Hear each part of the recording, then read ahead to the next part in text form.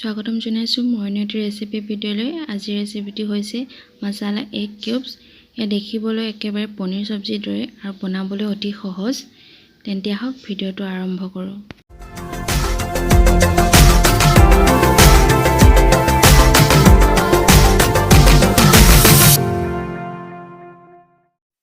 Masala egg cubes বনাবলৈ প্ৰথমে মই 4টা কণী লৈছোঁ। 4টা কণী একেলগে এনেদৰে ভাঙি লৈছোঁ এটা পাত্ৰত। এইখিনি ভালদৰে মিক্স কৰি ল'ম, ভালদৰে ফেটি ল'ম।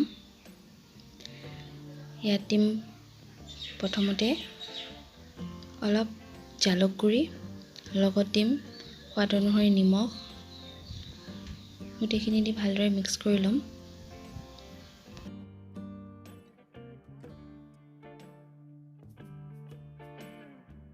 এতিয়া এটা বাটিত এটা বিট গ্ৰেট কৰি লৈছোঁ। এই গ্ৰেট কৰি লোৱা বিটখিনি ভালদৰে চেপি ৰসখিনি উলিয়াই কণীখিনিত দি দিম।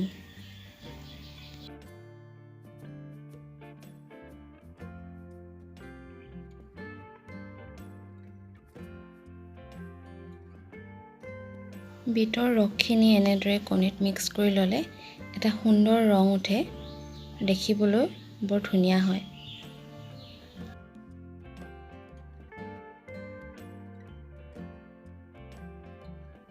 এটা টিফিন লৈছোঁ, ইয়াত এচামুচ তেল দিছোঁ। তেলখিনি দি টিফিনটোত ভালদৰে লগাই ল'ম, যাতে কণীখিনি দিওঁতে তলত লাগি নধৰে।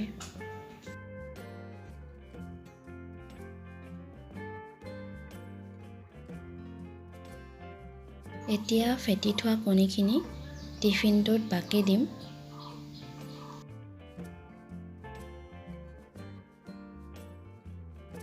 এতিয়া গেছত এখন কেৰাহী পাতি এডাল ষ্টেণ্ড দি দিম। ষ্টেণ্ডডাল ডুব খোৱাকৈহে অকণমান পানী দি ল'ম কেৰাহীখনত।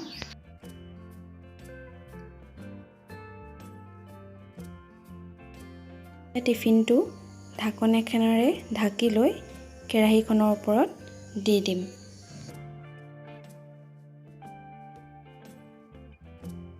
কেৰাহীখনত এতিয়া আধা অংশলৈকে পানী দি 15 পৰা 20 মিনিট সময় কণীখিনি ষ্টিম হ'বলৈ ৰাখি দিম।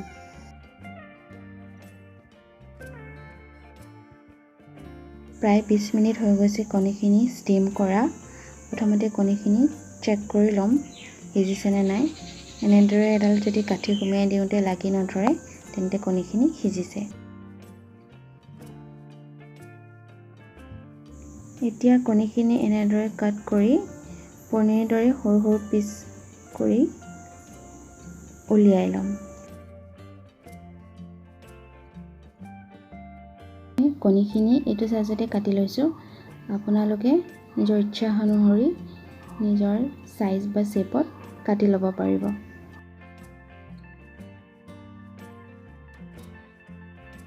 এখন কেৰাহীত এচামুচ জোখৰ তেল দিছোঁ। তেলখিনি গৰম হোৱাৰ পাছত কণীখিনি তাত দি শ্বেলো ফ্ৰাই কৰি ল'ম।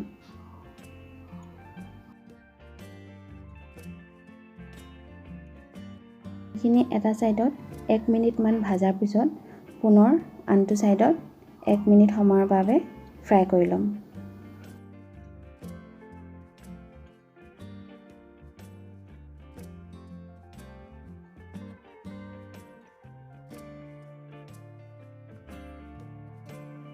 কণীখিনি দুয়োটা ছাইডতে 1 মিনিটৰ বাবে ফ্ৰাই কৰা হৈ গৈছে। তেন্তে এইখিনি এখন প্লেটত উলিয়াই লওঁ।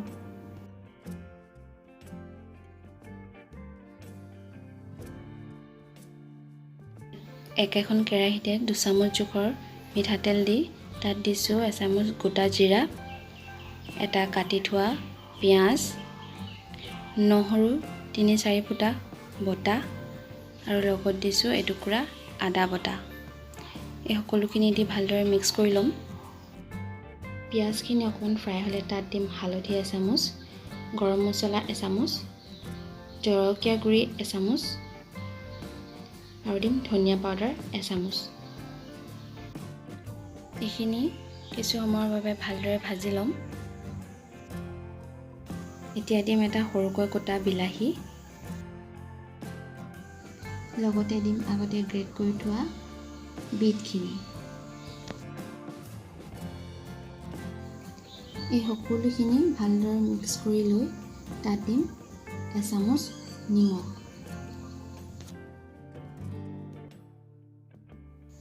মছলাখিনি ভালদৰে সিজিবলৈ এতিয়া তাত দিম আধা কাপ জোখৰ পানী।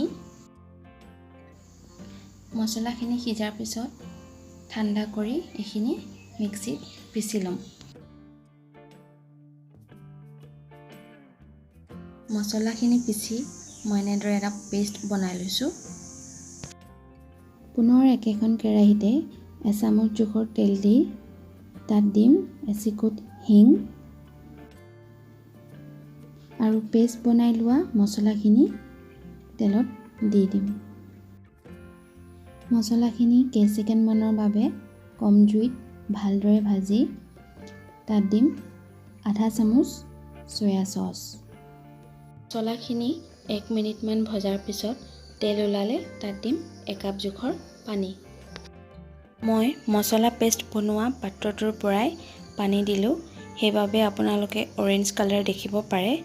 আপোনালোকে চাফা পানীও দিব পাৰে। মছলাখিনিত উতল আহিলে তাত কাটি থোৱা কণীৰ কেইটুকুৰা দি কিছু সময়ৰ বাবে ভালদৰে সিজিবলৈ দিম। এয়া পনীৰ ষ্টাইলত মছলা এগ কিউবছ ৰেডি হৈ গৈছে। ইয়াতে অলপমান ধনিয়া দি এতিয়া পৰিৱেশনৰ বাবে এটা পাত্ৰত নমাই ল'ম।